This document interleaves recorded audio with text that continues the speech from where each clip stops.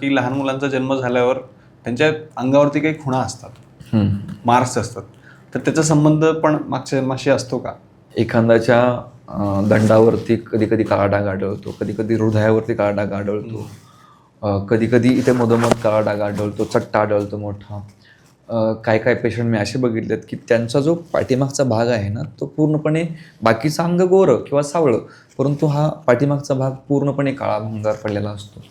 तर ते चेक केल्यानंतर असं आढळलं की मागच्या जन्मामध्ये ते मरताना त्यांचं हे पाठीमागं काहीतरी जळलं होतं, त्यांचा पाठीमागचा भाग, आणि तो या जन्मामध्ये तसाच आलेला आहे. काही जणांना इथे भाला मारलेला असतो, काही जणांना इथे बाण मारलेला असतो, अशा काही खुणा असतात किंवा पाठीमागे खुणा असतात.